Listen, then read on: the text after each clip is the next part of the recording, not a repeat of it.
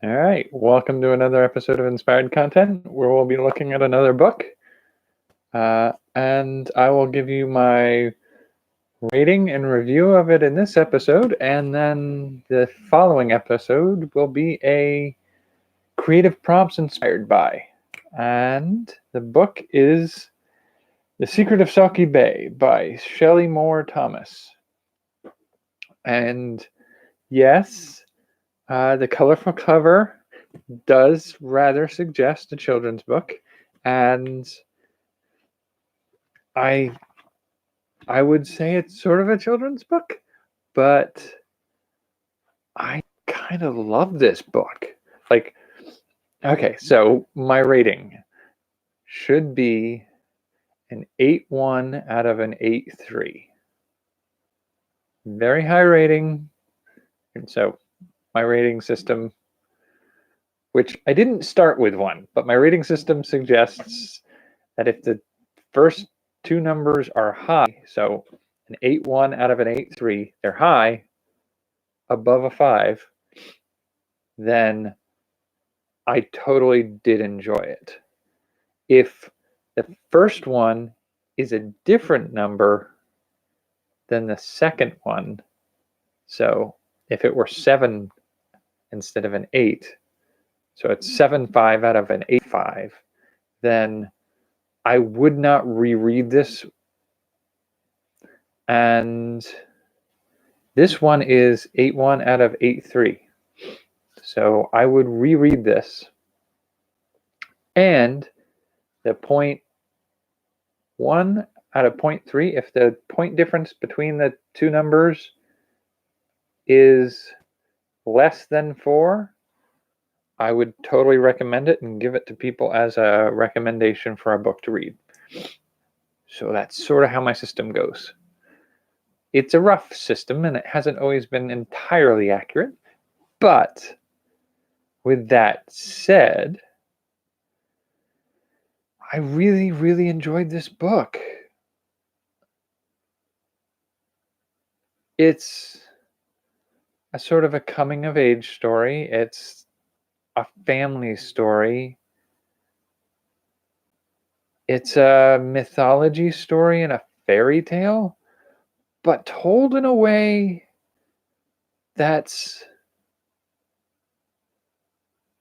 refreshing, I feel like. I think a lot of the fantasy settings and stories that we get, which I would almost not call this, but a lot of the fantasy and that type of story that we have is so saturated with hocus pocus and special effects that this is very refreshing. It's subtle magic. It's subtle. It's understand. It's maybe not even there. But the only magic we really get is the magic we bring to it. And I love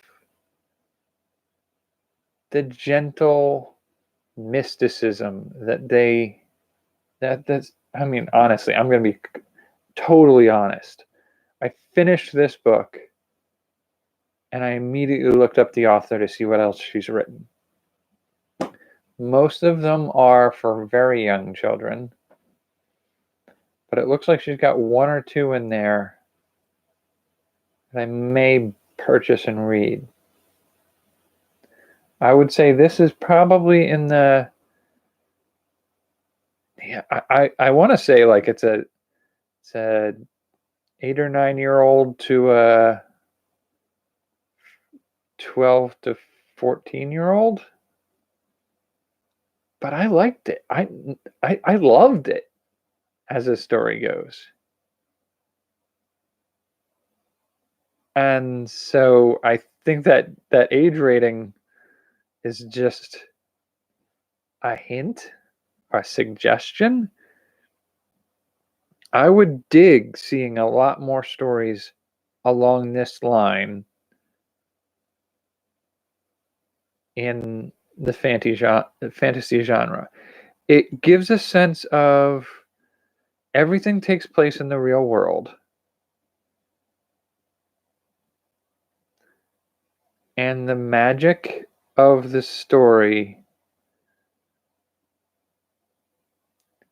takes place in the mind of characters looking for magic. So it's not even necessarily something that we see, but it's what they find in their own minds. I think it's hard to spell it out more without spoiling the story. So I totally recommend you go find one. I might even put a link in Amazon underneath. But if you can't find it there, you can always check out the local library, see if they have a copy of it. It'll be in the young readers section. But I just, like, I've seen The Secret of Ronin-ish, and it's got some things in common with that. I've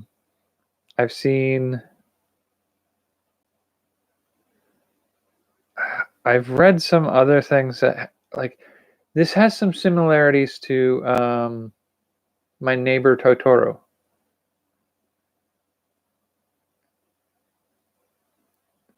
And I feel like it takes a deft hand in a storyteller to tell a story like this.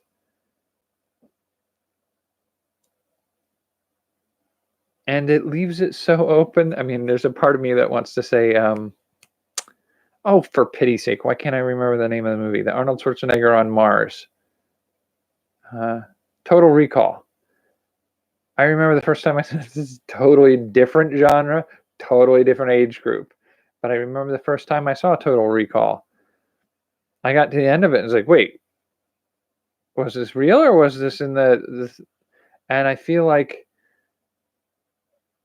the author sort of plays some of that with the reader, where you finish reading it and you go like, so was it or wasn't it?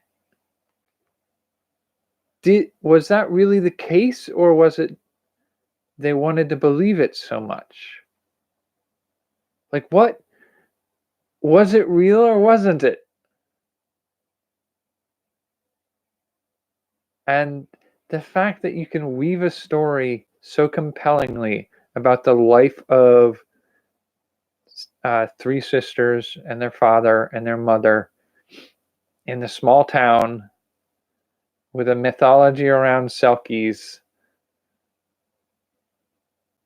and tell that story so well that you feel enchanted, but there's no evidence of an enchantment happening. And you get to decide whether or not you believe enough in it to, I mean, I love that deft technique of an author doing that. I'd love to see this applied to other forms of, I don't know what else to call it other than subtle fantasy.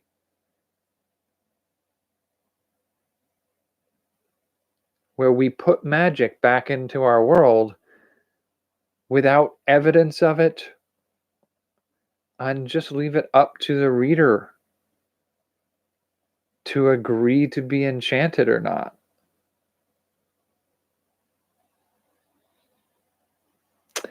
All right, so that's my story and I'm sticking with it. That's my rating and I'm sticking with it. I will follow this up with a creative prompts inspired by this book. And then I actually think tomorrow is a Views Day where I watch a movie and you can sync up with me and watch it with me if you're interested. I don't know if I've got the technique down right or not. I might actually do a TV show tomorrow. But then on Wednesday, we have the creative prompts inspired by this.